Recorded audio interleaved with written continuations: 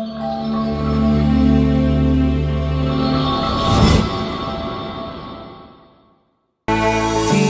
dapat lagi ku berkata tentang kebaikan-Mu Tuhan. Tidak terhitung yang Kau beri, Bapa, sungguh ku berterima kasih. Tidak terhitung yang Kau beri, Bapa, sungguh ku berterima kasih.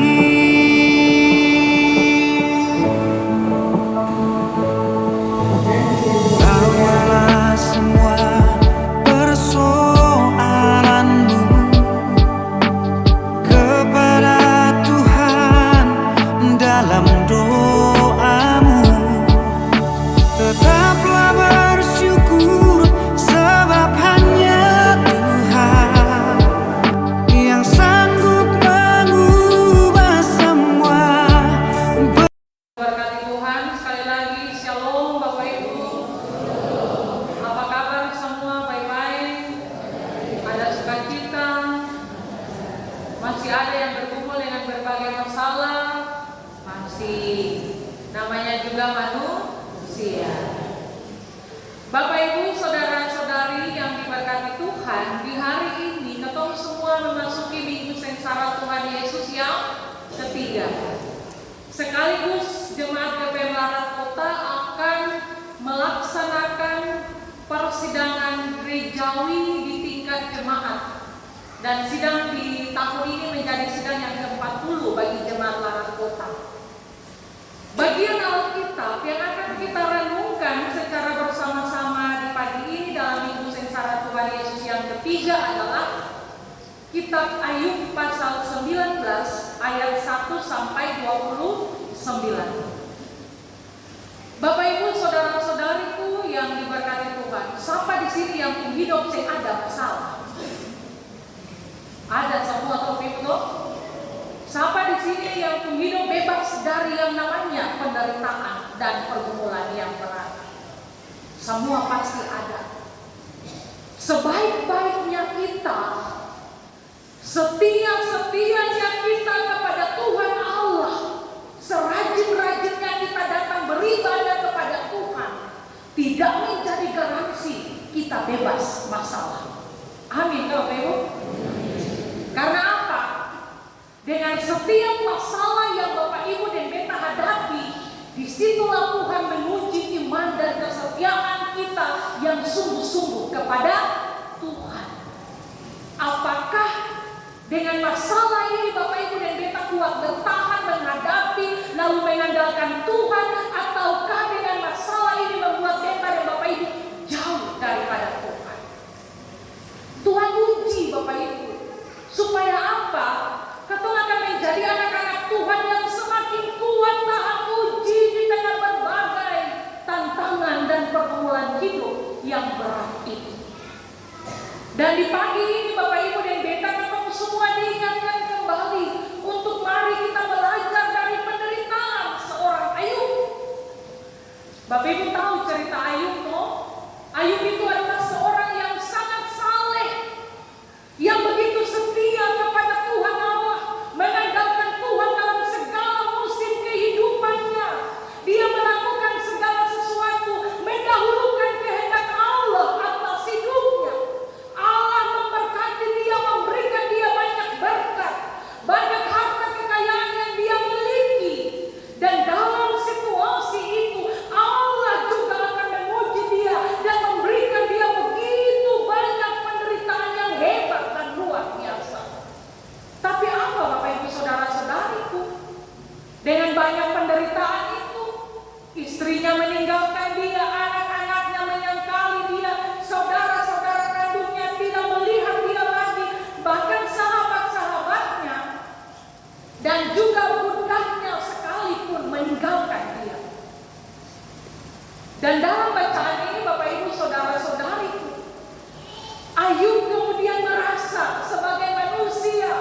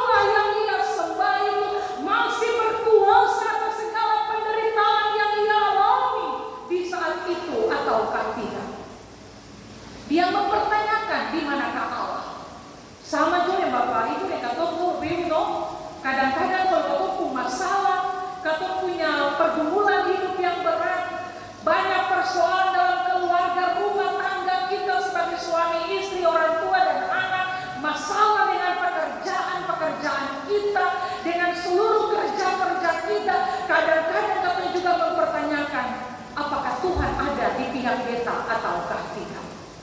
Beta su bikin baik, beta su rajin ibadah, beta sudah melakukan kasih, beta sehidup sombong, beta hidup rendah hati, beta kasih persepuluhan, beta rajin sembahyang, beta rajin baca Alkitab, tapi Tuhan kenapa beta masalahnya kayak satu belum habis lagi satu su ada.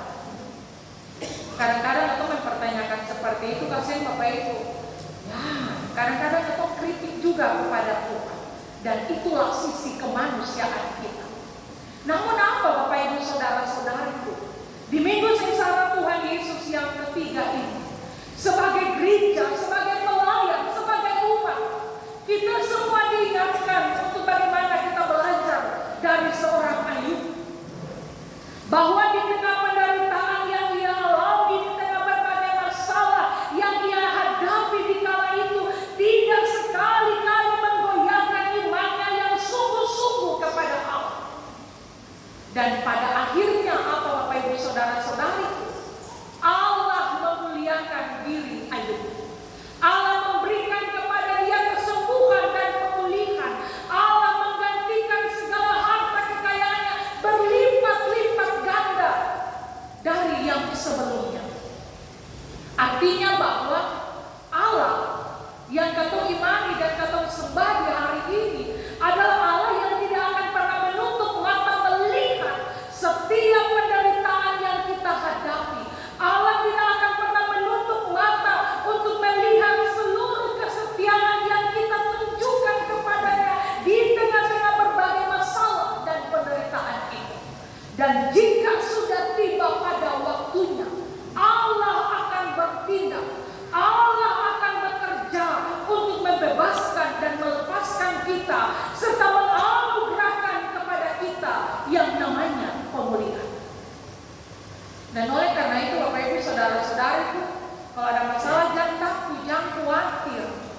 Semakin kita datang kepada Tuhan, semakin kita mendekatkan diri kepada Tuhan, disitulah Tuhan akan terus berpihak kepada kita, walau dengan cara-cara yang mungkin tidak mengenakan hati kita sebagai manusia.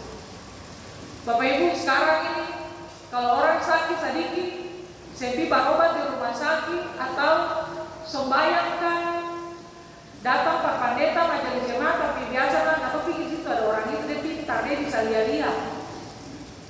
Lalu kalau kata orang pintar, orang bisa lihat-lihat ada, oh si sakit ini karena dosa, oh si sakit ini karena orang bikin, oh si sakit ini karena saya belum bikin adat, oh saya belum bawa harta dan sebagainya. Akhirnya apa? Sakit penyakit, tapi karena bikin orang pintar-pintar dia lihat, dia bilang, lalu bikin pikiran, akhirnya mati sendiri, mati bodoh-bodoh, mati ngomong. Dan oleh karena itu Bapak Ibu saudara-saudara, itu jangan sekali kita mengandalkan manusia. Biar dia tuh orang pintar lain, tapi dia manusia sama dengan beta Bapak Ibu. Dia juga bisa mati, dan dia punya kehidupan juga dikendalikan oleh Tuhan Allah. Dan oleh karena itu Bapak Ibu saudara-saudariku, apapun keadaan dan situasi yang kita hadapi dalam hidup ini, jangan sekali-kali kita berpaling dari kasih setia Allah. Jangan sekali-kali masalah membuat iman kita goyah di hadapan Tuhan. Jangan sekali-kali dengan sedikit penderitaan yang mungkin kita alami di hari ini membuat kita jauh daripada Tuhan. Karena apa Bapak Ibu saudara-saudariku, semakin kita jauh dari Tuhan, semakin masalah itu membuat kita semakin menderita dan kita tidak tahu jalan keluarnya seperti apa. Tapi kalau kita punya masalah, lalu kita tetap mengandalkan Tuhan, bilang Tuhan kasih kita hikmat, kekuatan, Tuhan pasti akan bertindak. Mungkin belum hari ini, tapi mungkin hari esok, minggu besok, bulan besok, dan seterusnya. Karena apa Bapak Ibu saudara-saudariku, semua yang terjadi dalam kita punya hidup sudah diatur dan ditentukan oleh Tuhan. Di sidang gereja tahun 2025 ini juga Bapak dan Ibu, Ketua sebagai gereja dalamnya pelayan dan umat, Ketua akan berhadapan dengan berbagai tantangan dan persoalan hidup.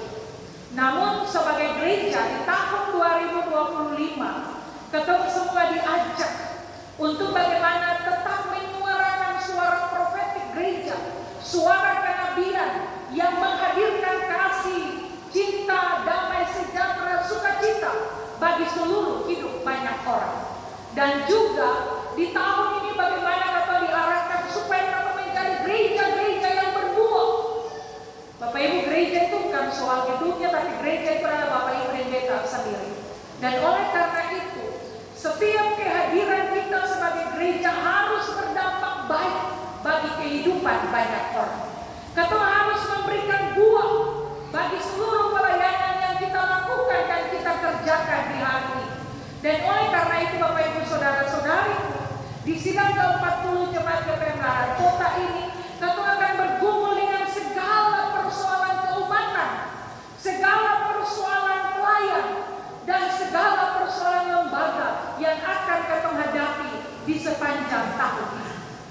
Dan oleh karena itu Bapak Ibu Saudara-saudariku, melalui pemberitaan firman Tuhan di pagi ini, kita diingatkan untuk belajar dari seorang Ayub.